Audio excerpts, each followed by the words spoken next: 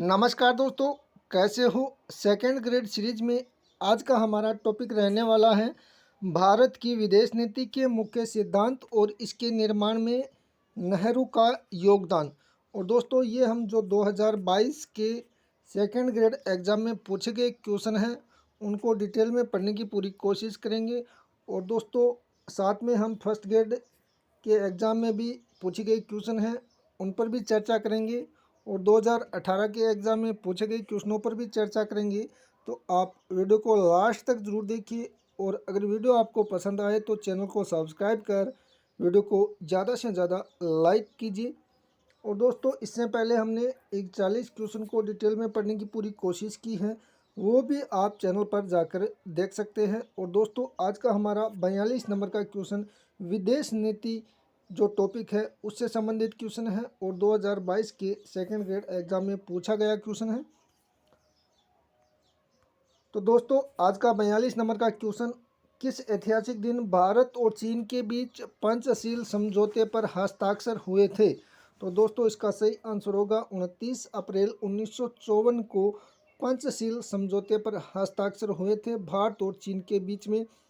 और दोस्तों ये क्वेश्चन स्कूल व्याख्याता 2022 के एग्जाम में पूछा गया था कि जवाहरलाल नेहरू ने पंचशील सिद्धांत की घोषणा किस नेता के साथ मिलकर की थी। तो दोस्तों इसका सही आंसर होगा चाउ एनलाई। और दोस्तों अगला जो क्वेश्चन है ये क्वेश्चन भी सेकंड ग्रेड 2022 के एग्जाम में पूछा गया क्वेश्चन है। बांडुंग सम्मेलन किस वर्ष हुआ था। तो दोस्तों इसका सही आंसर होगा 1955। और दोस्तों अब हम इसे डिटेल में पढ़ने की पूरी कोशिश करेंगे कि पंचशील समझौता 29 अप्रैल 1954 दिल्ली में हुआ था। पंचशील घोषणा भारत के प्रधानमंत्री जवाहरलाल नेहरू व चीन के प्रधानमंत्री चाउ एन-लाई ने की थी।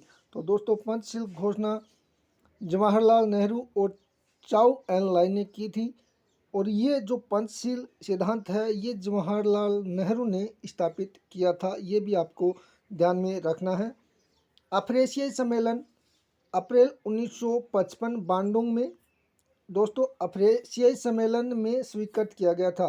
तो पंचशील समझौता या पंचशील सिद्धांत को अफ्रेशियाई सम्मेलन में स्वीकृत किया गया था। विश्व शांति एवं सहयोग की घोषणा में इन्हें शामिल किया गया था, ये भी आपको ध्यान में रखना है।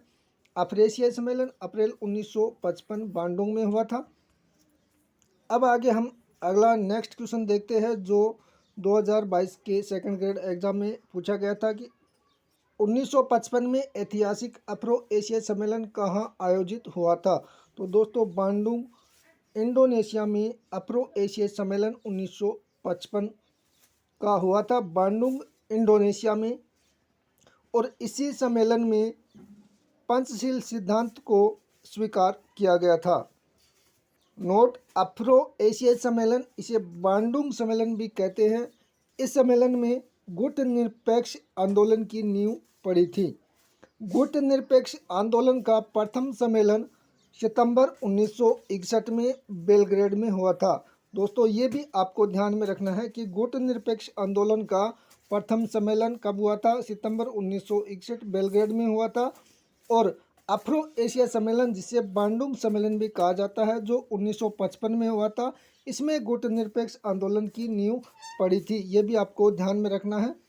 नेक्स्ट हम देखते हैं कोलंबो सम्मेलन 10 से 12 दिसंबर 1962 को हुआ था। इसमें भारत चीन विवाद को सुलझाने के लिए कोलंबो सम्मेलन हुआ था। तो दोस्तों ये भी आपको ध्यान में रखना है कि कोलंबो सम्मेलन कब हुआ था। तो ये सम्मेलन 10 से 12 दिसंबर 1962 को हुआ था। इसमें भारत और चीन के विवाद को सुलझाने के लिए कोलंबो सम्मेलन हुआ था। अब आगे हम देखते हैं 6 देशों ने दोस्तों इस कोलंबो सम्मेलन में 6 देशों ने भाग लिया था। वो 6 देश कौन कौन से थे, श्रीलंका, बर्मा, कंबोडिया, इंडोनेशिया, घाना, संयुक्त अरब गणराज्य। इन 6 देशों ने कोलंबो सम्मेलन में भाग लिया था।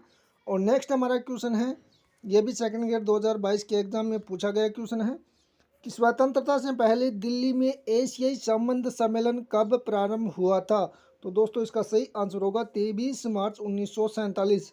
स्वतंत्रता से पहले दिल्ली में एशियाई संबंध सम्मेलन कब प्रारंभ हुआ था 23 मार्च 1947 को। इस प्रकार का क्वेश्चन भी सेकंड ग्रेड में पूछा गया था।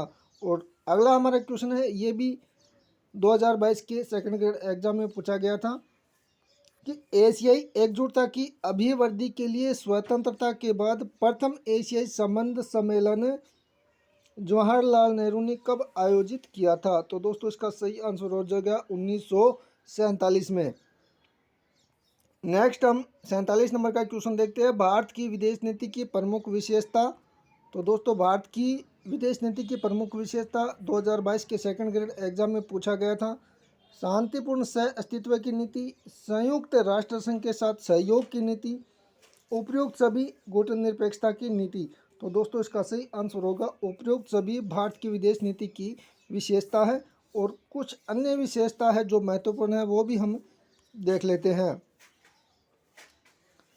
उपनिवेशवाद एवं साम्राज्यवाद का विरोध, रंगभेद का विरोध, अंतर्राष्ट्रीय संस्थाओं का समर्थन, जिसमें संयुक्त राष्ट्र संघ का समर्थन किया गया, भारत इसका संस्थापक सदस्य है। तो दोस्तों संयुक्त राष्ट्र संघ का भारत संस्थापक सदस्य भी है।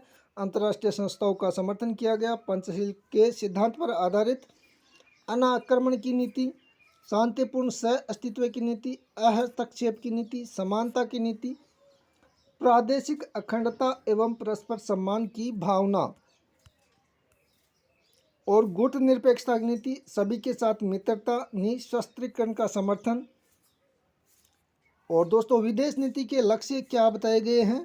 तो विदेश नीति के लक्ष्य है सुरक्षा, राष्ट्रीय विकास, विश्व व्यवस्था। और दोस्तों ये एक क्वेश्चन और हम देखते हैं, प्रसिद्ध पुस्तक ट्वाइलाइट इन चाइना किसके द्वारा लिखी गई। ये क्वेश्चन 2022 के एग्जाम में पूछा गया। तो ये पुस्तक दोस्तों KPS मेनन के द्वारा लिखी गई, जो स्वतंत्र भारत के पहले विदेश सचिव थे। और कुछ अन्य महत्वपूर्ण पुस्तकें हैं वो भी हम देख लेते हैं। From Chanakya to Modi, the evolution of India's foreign policy. दोस्तों ये पुस्तक है अपर्णा पांडे की। नेक्स्ट बुक है India's foreign relations during Nehru era some studies. ये पुस्तक है MS राजन की। नेक्स्ट बुक है मैटर्स ऑफ डिस्क्रिप्शन, ये आत्मकथा है इंद्र कुमार गुजराल की। तो दोस्तों इसे आपको ध्यान में रखना है, मैटर्स ऑफ डिस्क्रिप्शन आत्मकथा है इंद्र कुमार गुजराल की। दोस्तों आज हमने 48 क्वेश्चन तक डिटेल में पढ़ने की पूरी कोशिश की है। अगर आपको वीडियो अच्छा लगा तो आप चैनल को सब्सक्राइब करें। और नेक्स्ट हमारा क्वेश्चन सिंधु जल समझौता से संबंधित है। ये क्वेश्चन हम अगले वीडियो में देखने वाले हैं। तब तक के लिए धन्यवाद।